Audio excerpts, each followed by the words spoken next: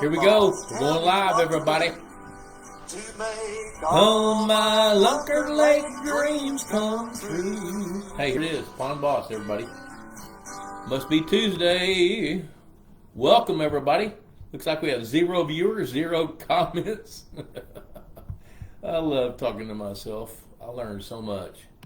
Hey, let's go live and talk about ponds and lakes and stuff. And you guys know the drill. Although I'm thinking I need to pick my teeth right now because we have 1 viewer. I'm not even sure who that is. But you know what? Let's have a little fun. Let's talk about ponds. And I was thinking about tonight, just talking about water quality and what do you expect to happen in the dog day hot part of summer. Hey, let me know you're hanging out. You guys know the drill. Hot hashtag Pond Boss Magazine. There's John Harson. I knew you were there. Dude, I'm so sorry. I haven't had time to answer your emails. I got it. I saw it. It's been a week. I know.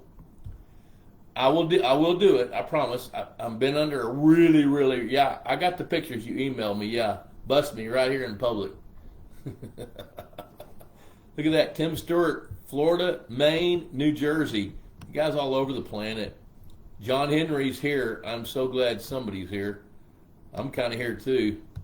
Shut up, Stewart. It's in the low 60s here. It's in the low 100s here, buddy. Thanks a lot. Yeah, John, I got your pictures. I will take a look at that, I promise. I've been under a hard deadline to produce this little magazine. Hey, Pond Boss Magazine, everybody. $35 a year, cheaper than a Friday night date, and it lasts a year. I'm working on that. Wayne, dude, you should be sitting right here. Wayne Lancaster, you're like 40 miles from me, dude. You should be sitting right here, and we should be talking about your fish and your pond. I want to hang out with you some. We need to do this. Steve Scharf, good evening. So glad you guys are here. So, you guys are going to have to guide me through this little wave of funness. Is that a word? Hello, Jim Allen. Jim Allen, dude, your intellect wears me out. 93 degrees at 6:30. John Harson, does it put out like a Friday night date? It puts out better than my Friday night date. All kinds of nuggets right here, Pond Boss Magazine. Yeah, Wayne, I'm telling you, we gotta hang out. We really do. It's time.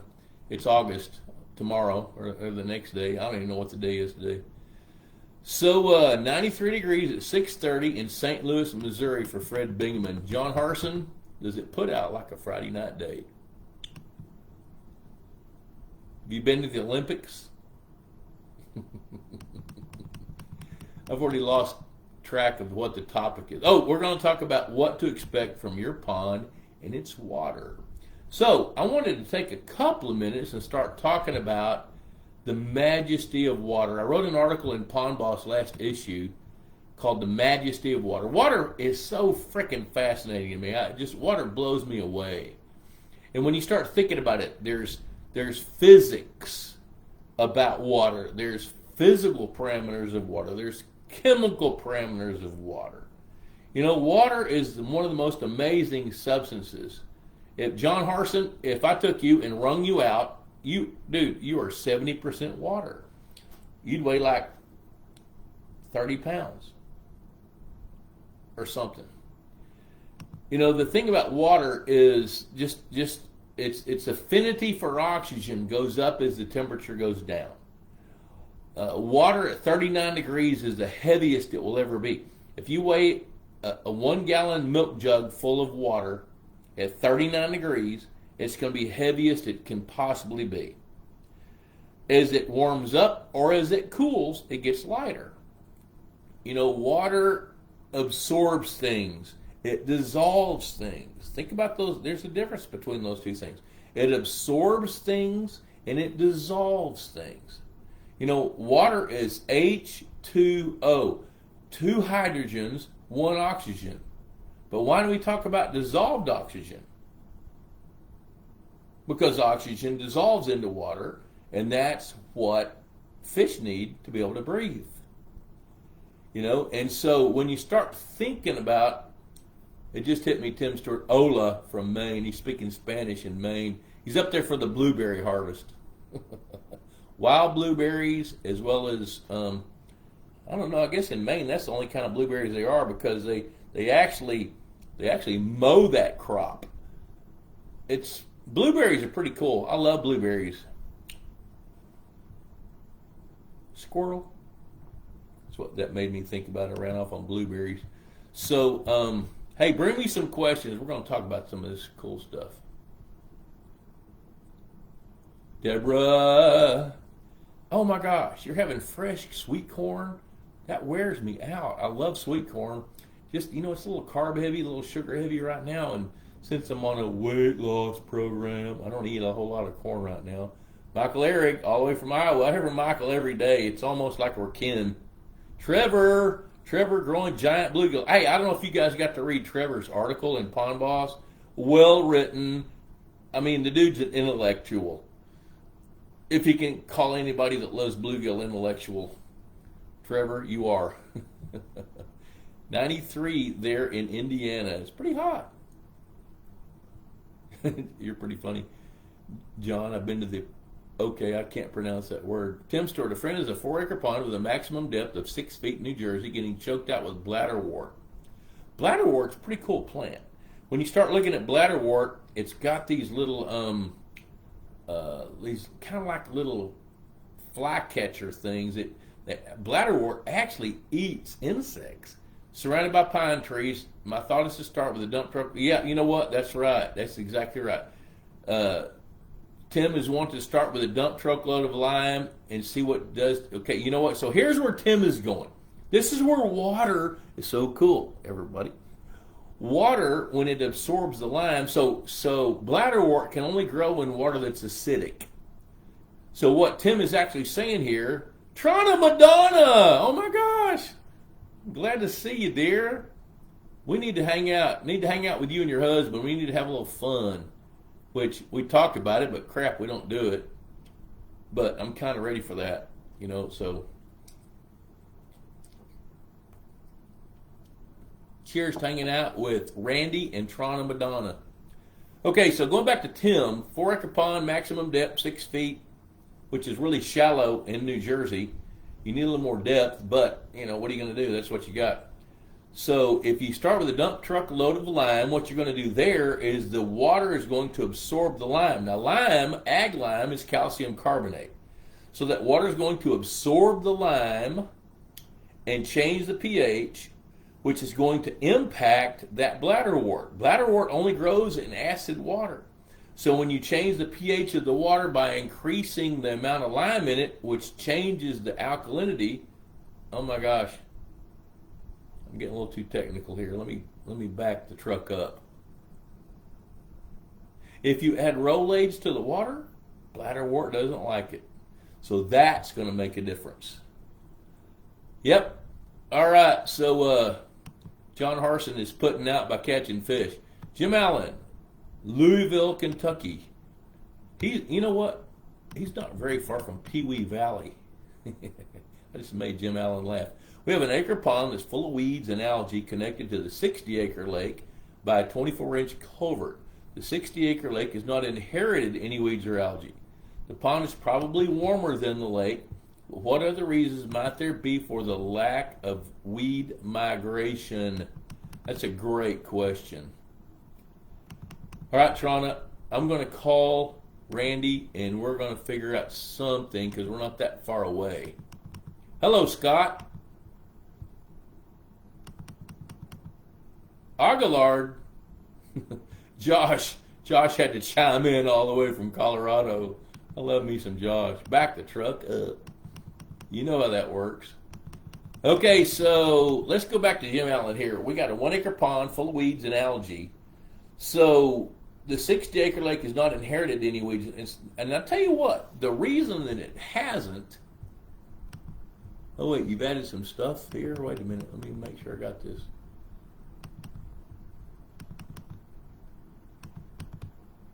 Okay. I'll have to do something. Whoops. All right, here we go. All right, I'm getting it. The lack of weed migration is because everything in that 1 acre pond is perfect for the weeds to grow. So the visibility is right. The food chain is correct for those plants. The temperature is perfect. So part of the reason there's not a migration is because you don't have the same conditions in the 60-acre lake as you do the 1 acre pond. So that 1 acre pond is acting more like a filter than the big lake. The big lake is not going to allow those plants to establish because there's factors there that are causing it to be prevented. Those causes would be things like turtles that eat it, fish that eat it. There's going to be turbidity differences. When you start looking at the visibility depth in that 1 acre pond compared to the lake, because, okay, here's the way to kind of look at that, folks. Plants got to have three things. Y'all know the drill. You've heard me say this. If you've watched me more than once, you've heard this. Plants have got to have the right food, nutrients, got to have the right sunlight penetration, and the right temperature. That 1 acre pond temperature, even if it's only 3 degrees different, and that's going to impact the way it acts compared to the lake. So a bigger lake like your 60-acre lake, that the temperature is going to be a little different. If you start looking at the temperature of the 60-acre lake compared to that 1 acre lake, there might be a 5 or 6 degree difference, and that's all it takes. So the environment, the habitat, and the conditions of that 1 acre pond, even though it sits right next to that 60-acre lake, is just different enough. Let's see here, Steve Scharf. What would one look for info? Where would one look for info on the best plants to use for water heavy in nutrients? Are some plants better than others? Ron Ardoin, Chris Aguilar, the Boudin man is still lurking in the background. He's there. He's always there. Chuck Anzalone, dude, it's been a while. I'm so glad you're here. So Ron and Chris are not that far away from each other. Matter of fact, I think they can throw rocks at each other. They'll just step outside and start flinging some stones. So Steve, where would one look for info on the best plants to use for water heavy and nutrients? Here's what I'm going to tell you guys about that. You want plants that are native to your area, and I'm going to take it a little bit deeper. We're going to peel this onion down layer by layer. If you look for the best, so look for info. I'll tell you what, do. Look at I'm gonna presume that you don't have plants. So what you want to do first is figure out what's the best native plants for your part of the planet. Is it American pondweed? Is it bog plants? Is it eelgrass? Is it curly leaf pondweed? The thing about plants and nutrients is wherever you live, there's going to be a propensity for plants in that region to really thrive. Now, here's the catch-22. When those plants start to, and I think part of your question is revolving around what do you do, what kind of plants can you use to relieve your pond of nutrients? Here's the problem with that. When you start putting plants in there to relieve your pond of nutrients, if you don't harvest the plants, you don't relieve the pond of nutrients. So ponder that. In that case, coontail might be perfect. Coontail can suck a lot of nutrients out of the water column really, really fast. Then you wind out with tons and tons and tons of coontail. But if you don't have the capability, the desire, or a strong enough back to haul all those plants out of the water, then what difference does it make? One of the things that I've been a fan of over the years, the last 20 years especially, this is 2024, 25 years, because this all started back in the late 90s, aeration showed up onto our scene, which we didn't have aeration really until the late 1990s, which when you're as old as I am, the 1990s weren't that long ago. Some of you people were born in the 90s. We don't have any teenagers that were born before 2000. Everybody at 2000 or on younger, or at least 25 years old. What? So, if you're wanting to relieve your pond of nutrients, one of the things you can do is use aeration to help suspend those nutrients, allow plankton to take them up, and then flush the water out. Or use a pump and pump some of that water up and run it through a bog or a biofilter, like a natural wetlands or something. I'm running off on a tangent. Jeremy Day, good to see you, buddy. Christopher Aguilar, what's that white stuff on your face? It's boudin, dude. Dude, you're from Louisiana. You know what boudin looks like. Oh my gosh, there's Bruce Condello. Hey, Bruce. I need you to defend me from that Cajun. Christopher Aguilar. He's asking me what that white stuff is. It's pepper. Or maybe it's salt. Shut up. So let's see here. We got more comments going on here. I need to check this out. Aguilar, dude, you're the boudin man. You know what color rice is. I got rice growing all over my face. Scott, crazy question here. Could you breed bluegill or fathead minnows in a 2,500 gallon above ground pool to feed the bass in our pond? Yeah, you can. It's totally unnatural. It's the risk of failure is really high because you don't have nature in your corner.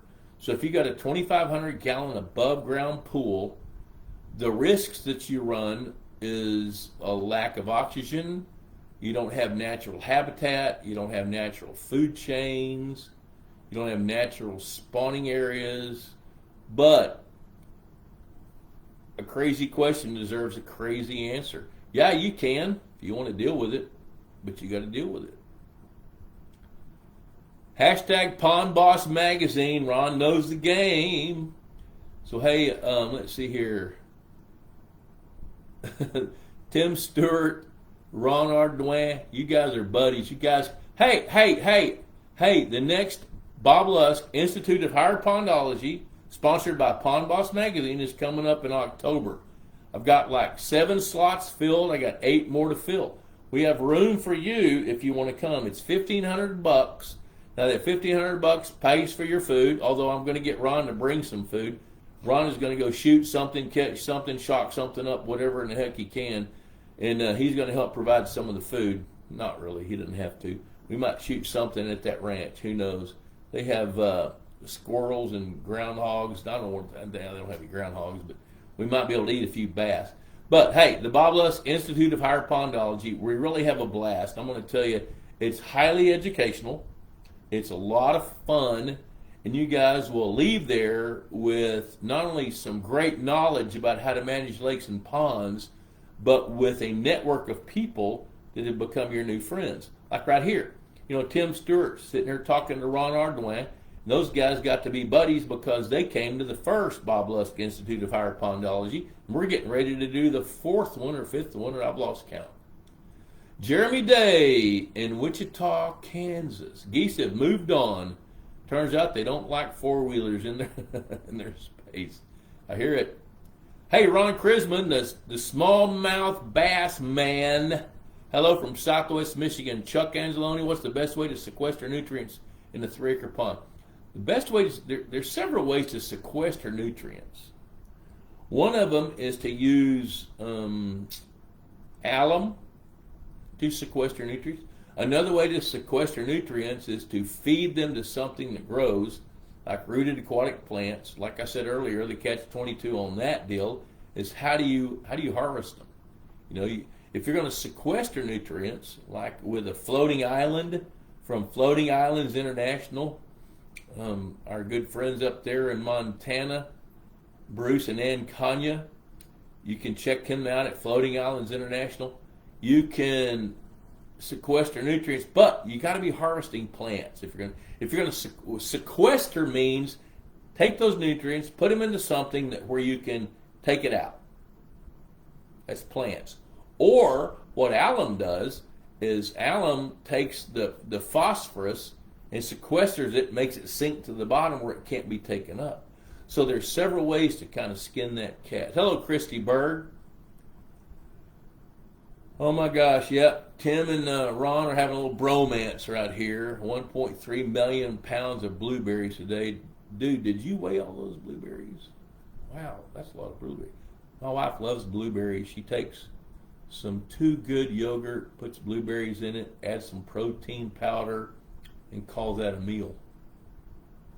I'd rather eat meat. Deborah, last weekend I had the grandkids out. You know what? We had grandkids for a week. Let me tell you what. Here, I don't know. I'm gonna read your question here, but here's my deal. I love all my grandkids. I want to see how some of them turn out. Don't read into that whatever you want. Some of them, more than 2 days is plenty long. Last weekend I had the grandkids out. They wanted to fish. Just stocked after a pond kill in the ouch! I didn't know you had a fish kill. They were catching bluegill as soon as the worm hit the water. They even caught them on bare hooks. Why'd you buy worms? I know you didn't know. Plus, yeah, you got to feed the bluegill some worms. My 2-year-old grandson caught his first fish, petted it, and even threw it back in. That is so cool. That is what it's all about. You know, I got to tell you, this is going to sound like I'm being arrogant, but I'm not. Maybe I am. I'm not want to be. But back in February, I got a call from Dr. Billy Higginbotham, who's a retired fisheries extension specialist here in Texas. And he called me and says, "Hey, Bob, I just want to call you and let you know you have been elected to the Texas Freshwater Fishing Hall of Fame." I was dumbfounded. Everybody on the planet, you people can outfish me. I promise. Now, what you can't do is you can't beat me at raising those fish that y'all catch.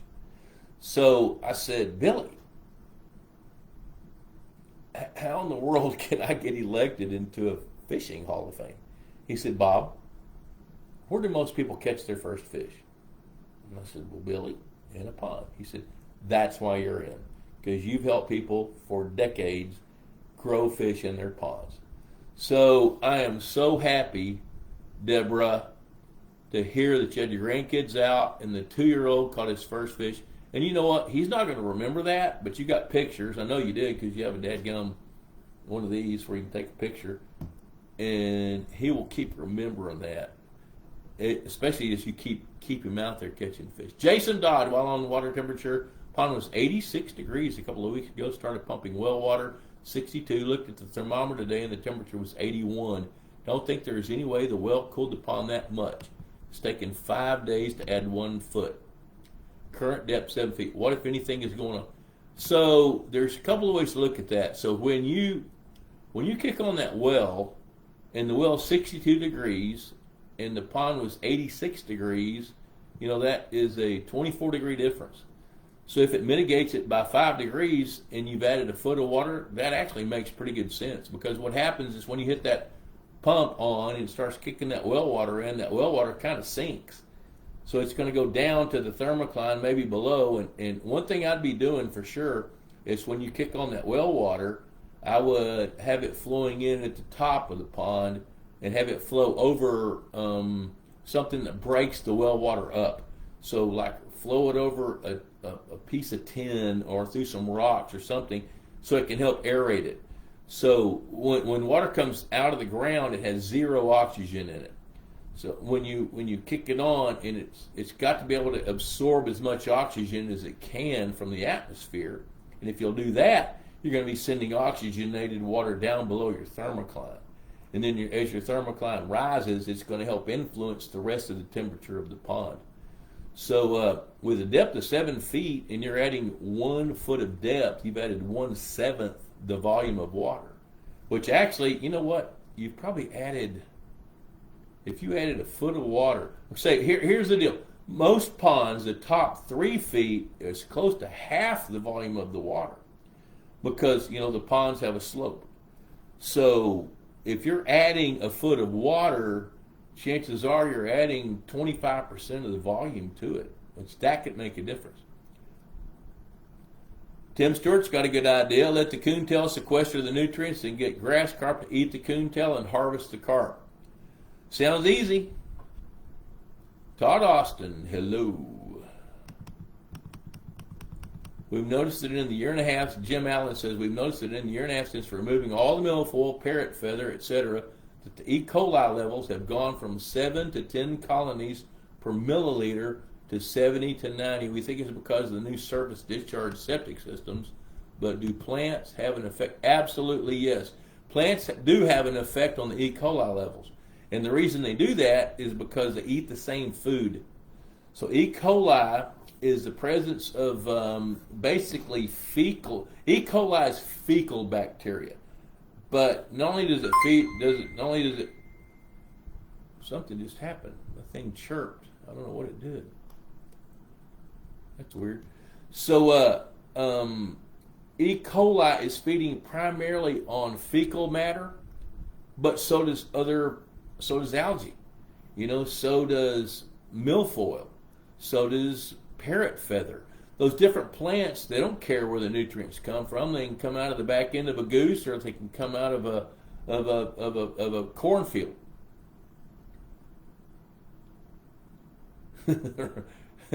Christopher, hey, I did it first. Don't give. There's no credit here. Don't forget pond. Oh, you know what? Hey, Jeremy Day, dude, thank you very much. Thanks for helping me market this stuff. Cheers.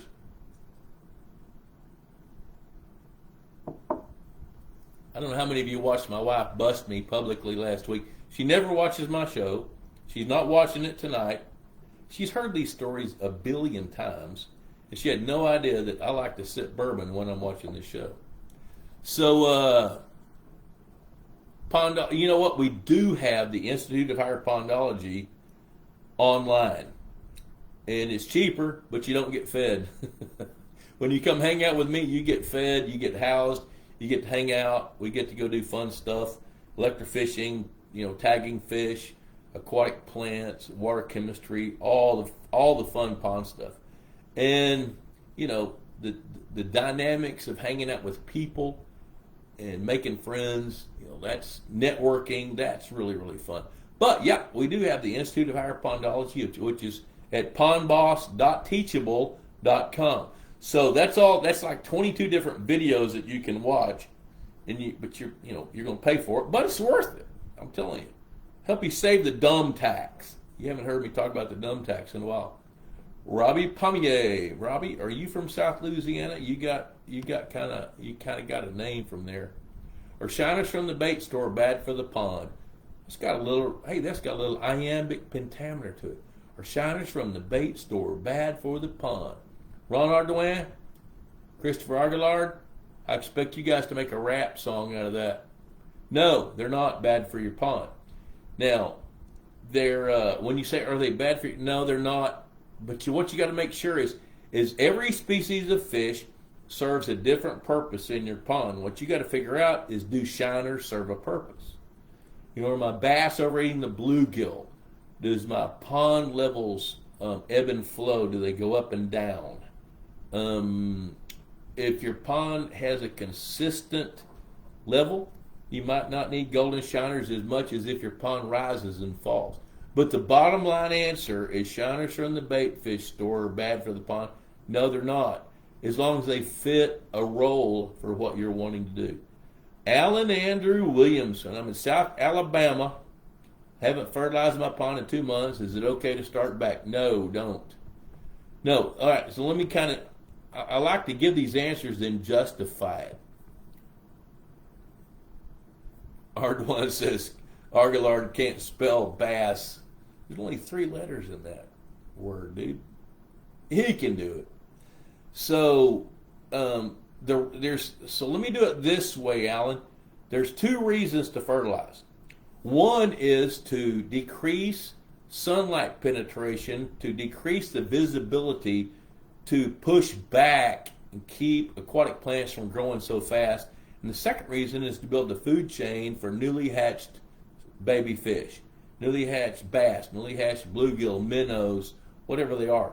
We're past all that. We're past the spawning season. If you've got aquatic plants growing now, you're not going to fertilize and keep them from growing. So there's really not a good reason to fertilize right now.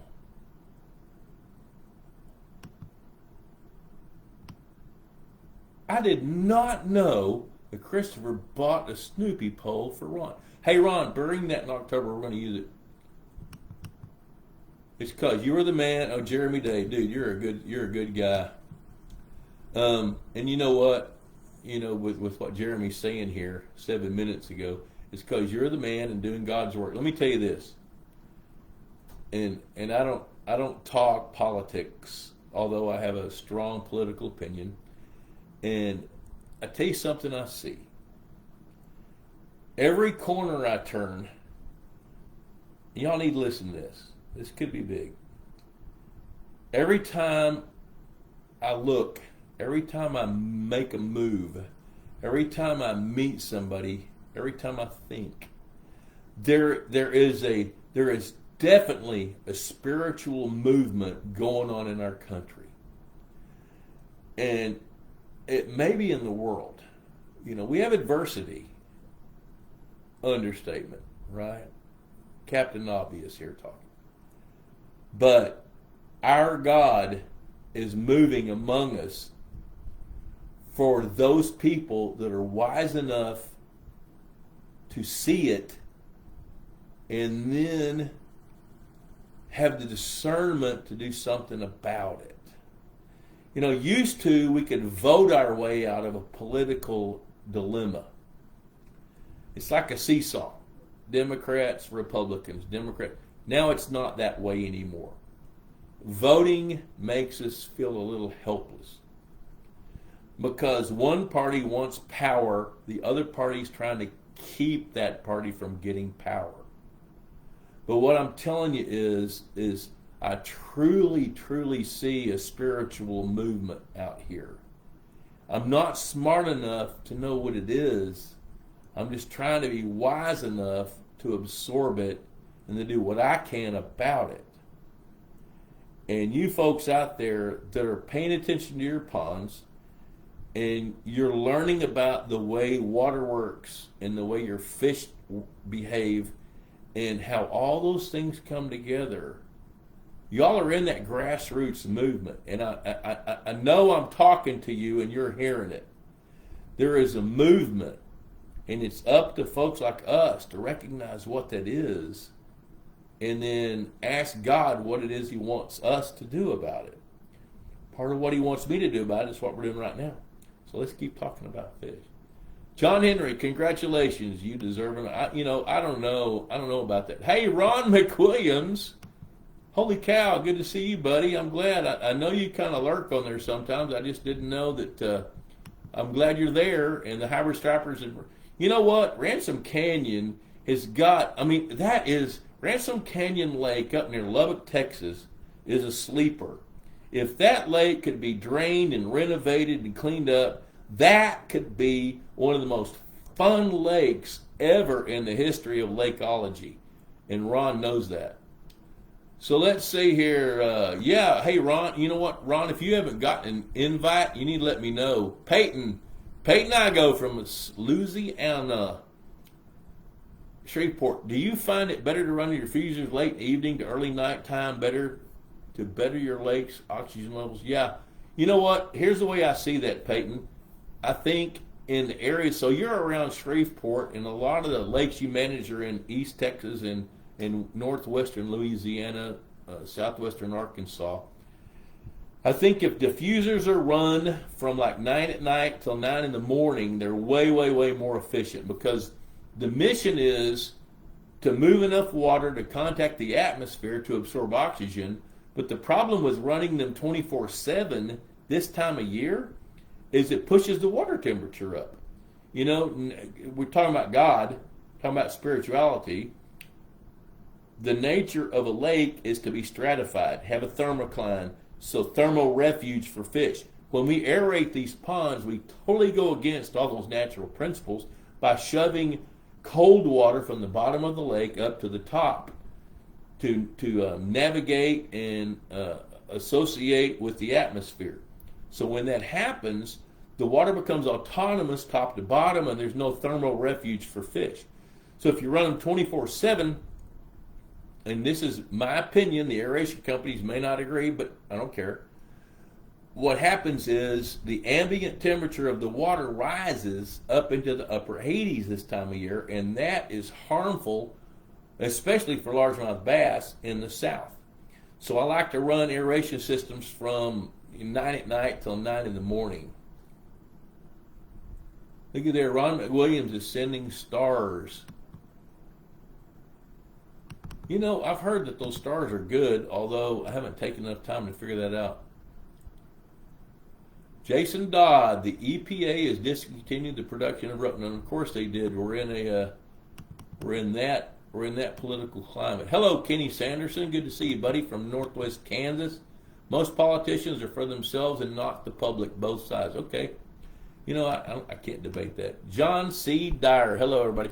All right, so you know what? 7:05. Let's take a minute. Hey, Pond Boss Magazine, $35 a year, cheaper than a Friday night date, and it lasts a year. You have all kinds of little nuggets. One of our subscribers a long time told me this. Oh, his stars were the ding. I heard, hey, John, you educated me, man. Thanks. Send more stars. I love the ding, and I don't know what it means, but it sounds pretty good to me. $35 a year, folks. So, Bird Dog It. If you guys like to hunt, go check it out. I just got a messenger notice from somebody. Let me see what that is here. Y'all bear with me. I'm going to find out. Somebody's messaging me. Tommy Welsh. Tommy, why in the world are you not watching my show? Are these copper-nosed bluegill? Yeah, those are. Okay, so he sent me pictures of copper-nosed bluegill. See it? There it is. Tommy Welsh, tattoo artist deluxe. Those are copper-nosed. Okay, I just responded to him. Hey, birddogit.com. That's my son Jonathan Lusk's hunting page. He came up 3 years ago. He says, hey, Dad, I got an idea. What do you think about it? So I said, what? He said, he was in his late 30s at that point. And he says, I've got 3 little kids. I don't want a hunting lease because I don't have time to go handle it right. He said, I don't want to deal with an outfitter, and I don't have any friends that own ranches that will let me go cull deer. So I'm thinking about putting together a company that is like VRBO or Airbnb for hunting. I said, dude, I think that's a great idea. And that's what he's done. So he works with different ranches that need to shoot some animals or harvest alligators or whatever. He goes to Lake Charles. Hey, Ron, did you hear that? He goes to Lake Charles, works with some alligator hunters over there. But go to birddogit.com, and you can see the concept. If you like to hunt, I'm surprised at how affordable it is. When you start thinking about hunts and these $10,000 animals, they're not all like that. So Jonathan does that. Purina Mills, been a big fan of them since 1995 when they called me and said, hey, Bob, we want to advertise in Pond Boss. Hey, $35 a year. Have to laugh at that. So they said they wanted the inside front cover. This was in 1995, 29 years ago. And here they are right there.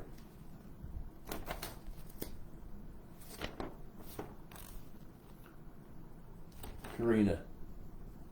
Right there. And they also have the back cover. And it's kind of flattering that I've been able to work with them forever to help them design fish foods. Texas Hunter Products. Check those guys out. Haven't seen Chris Blood, but I think Chris might be around here. Sometimes he's checking in on these Tuesday nights.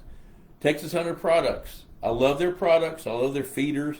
Go to their website and take a look. I mean, they got hunting products. They got fish feeding products. But my favorite thing about Texas Hunter is their customer service. I was talking to Cody Borgfield the other day. He's kind of running the show there on the feeder side of the business. And we had one customer that was kind of complaining about some of the feeders, although I didn't agree with the customer. Usually I do, but I didn't in this case.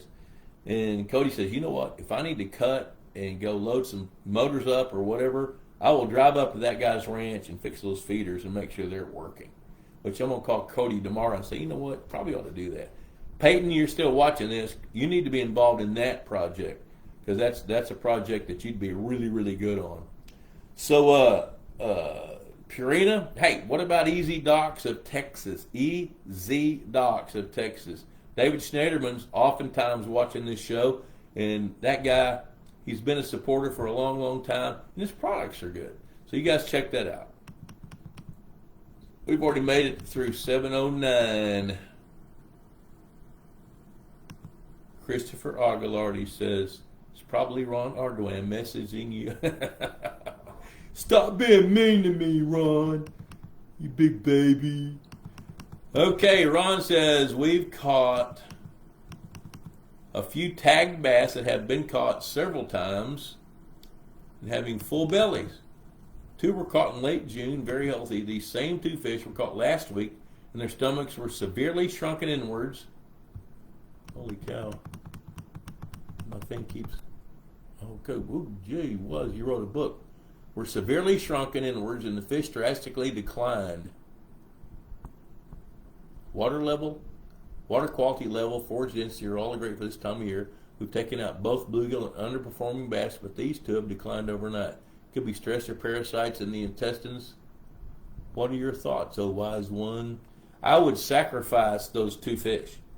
I would see. You know, I used to believe that fish were solely influenced by their environment. But I learned that there's other reasons that they are too. You know, age is a factor. Good gosh, I remember one guy sending me some fish. It's not that late. What am I yawning for? I need more bourbon. And I had him send me one of his fish. He'd caught this fish that should have weighed 3.5 or 4 pounds. It weighed 1.5. And he sent it to me overnight on ice, UPS, and I cut it open, and that fish had 5 soft plastics in it. He had a bad habit. He didn't know it was a bad habit, so let me do this. Had a habit of every time that he was using a plastic bait and it got ragged, got worn out, got hit too many times, he'd take it off the hook, fling it overboard into the water. Well, this fish had a fetish for all those plastics.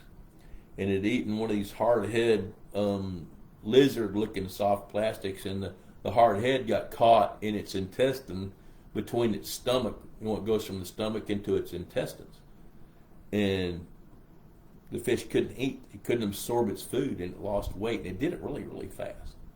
So it could be parasites, but I would, if I'm managing that lake and I see that, and those fish have been tagged, I'm going to pull those things out.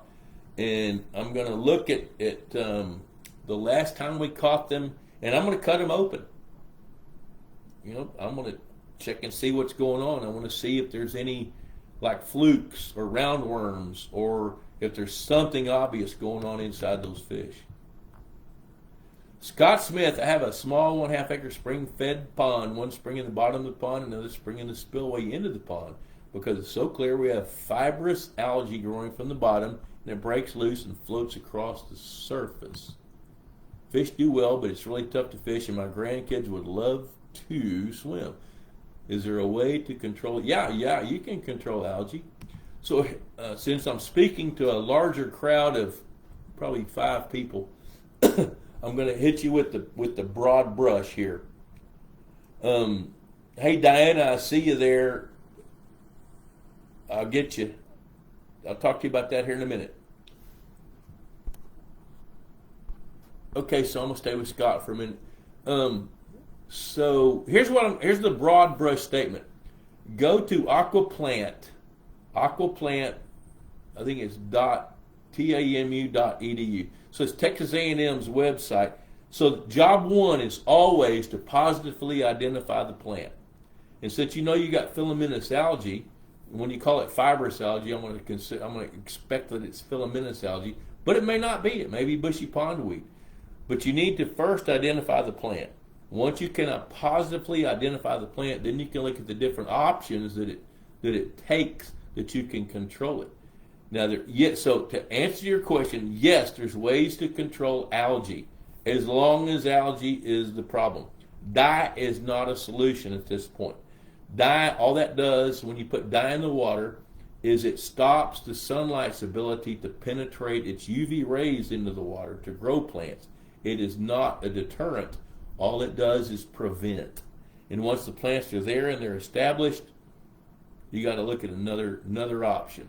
So, hey, Diana, let's see here. Newbie here. We have a half-acre pond in southern Michigan. So when you say our 5-pound block, that's a different pond boss. Somebody hijacked our name a few years ago, but I wasn't smart enough to stop it. They're in a different niche than we are. However, a 5-pound block of bacteria could be a good solution, but it's not going to do anything to kill your Chara. So if you have Chara and you know it's Chara, be sure and identify it. Then look at your options. There are some algicides. Copper sulfate, you know what? If you treated it with copper sulfate, then a 5-pound block of the other pond boss product. I'm not going to be a proponent of those guys because I don't believe in a lot of what they do. What would I suggest you do next? Wait and see what happens. I think you're in a pretty good spot. Tim says the aforementioned pond. Most of us, Tim, can't even spell aforementioned, but I see it. You did it right. With bladderwort has fish that have grown substantially from last year but are now skinny. The bladderworts. Yep, that's it. So bladderworts preventing access to bait fish. I've seen that happen over and over and over and over. I've seen that happen a lot. Hello, Ian. You're welcome. As bad as the drought was last year, it actually helped my grass grow, and I finally have decent vegetation. South Louisiana. Diana says, oh no. I'm going to tell you, oh yes. You're in a pretty good spot. Talk about a 10-acre lake completely grown up in Chara, Bob. To fix or not to fix? That's a baited question, and I know where Kenny's going. So here's what I'm going to tell you about a 10-acre lake completely grown up in Chara, Bob. To fix or not to fix? So here's the way I see Chara. Chara is a low-growing carpeting type of aquatic plant that is a multicellular algae. Now see, I'm just saying that to make me look smart, so y'all think I am smart. Cheers.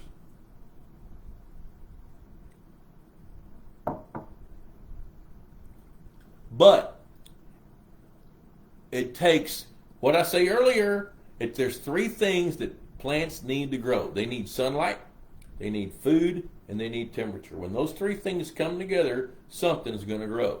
So in this case, with what Kenny's talking about, it's Chara. So Chara grows maybe 6 to 8 inches tall typically. I have seen it grow 12 inches tall.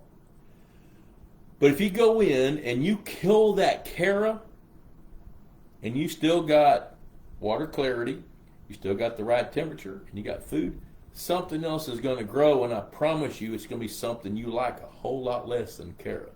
Chara is dense enough that it can pretty much block out other things from growing to compete against it. And the only time that I believe that Chara is really an issue is when the water level drops to the point that Chara manifests itself at the surface, then it just looks bad. And if you go in there and you kill it, something else is going to take its place. This might be curly leaf pondweed, it might be bushy pondweed, it might be coontail. It might be something that you don't like at all. So I'm going to suggest, based on the way that Kenny has couched his question, that Chara could be a better plant than any other plant that you might expect to happen after you take it out.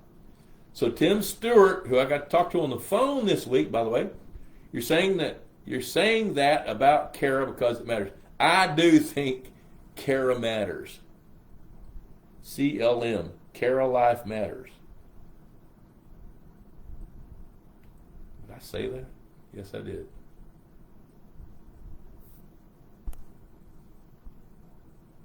Knowing what you have and knowing and what it wants to do helps you. You know what? That's exactly right. Come on, Tim, dude. You're like in your 20s and you know all this wisdom stuff. Knowing what you have and what it wants to do helps you be good. Yeah, that's exactly right. He's exactly right. Hey, take Tim Stewart's statement right there to the bank. It won't increase your balance, but it will help you increase your knowledge. Hey, that was pretty wise. Take it. Ian says, can you use alum in the summer? If so, what's the ratio?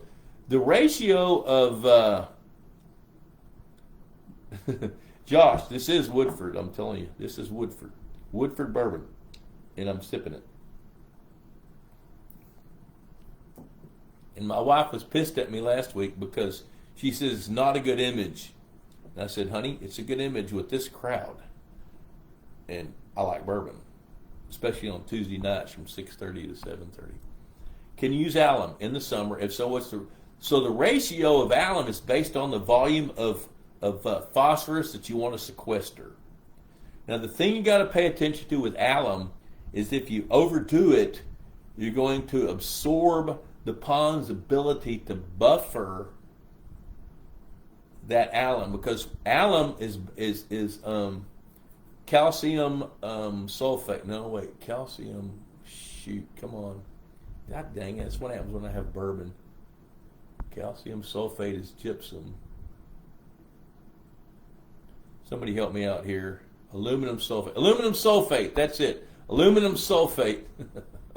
So when you're putting aluminum sulfate, the aluminum separates from the sulfate, and it's the byproduct is sulfuric acid. So the aluminum separates from the sulfate attaches to hydrogen, and the hydrogen becomes hydrogen sulfate, which is sulfuric acid. So the pH can plummet, and when it does, that can cause a fish kill. So the ratio is going to be determined by how much phosphorus that you want to sequester with the aluminum or the alum molecule. That's way too complicated for this show, and it's way too complicated for this much bourbon. Can we order coontail? Aguilard, where you live?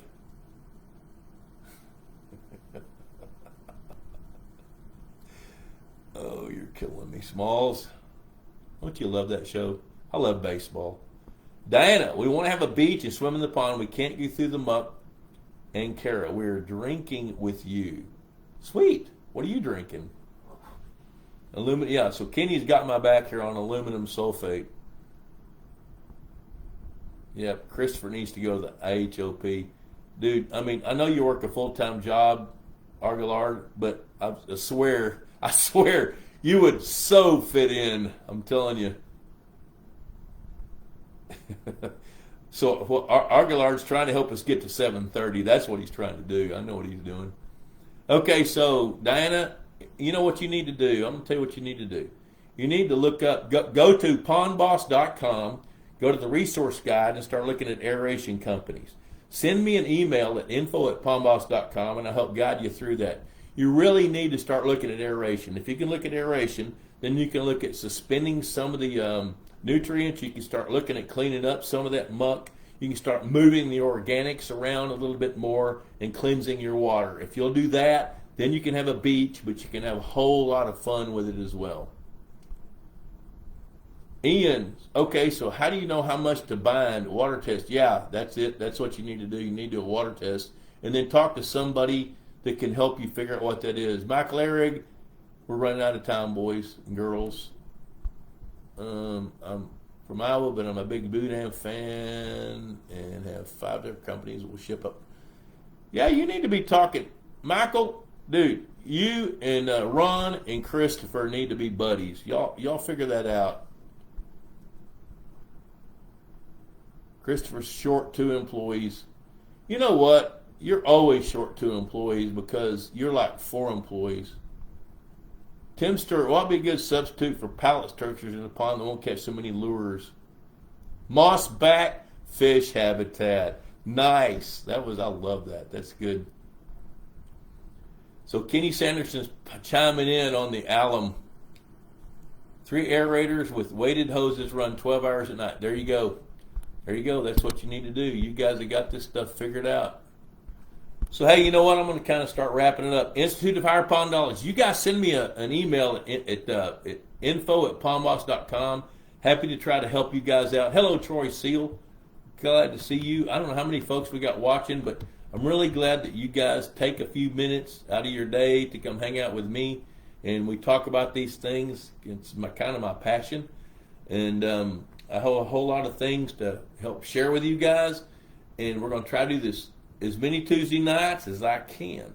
So you know what? It's about that time to wrap it up. We've been going for about 55 minutes. That's plenty long. So Josh, dude, Pond Boss, website, Ask the Boss, forum moderator. So glad to see you. Hey, dude, I know. Hey, Chris, nobody wants to work. I get that. I don't want to work, but I do because it's really fun. So, hey, guys, thanks for hanging out tonight, and I'm going to tell you adios for now, and we will see you next Tuesday. Not sure where I'll be, but I think I'll be hanging out with you guys. So, adios.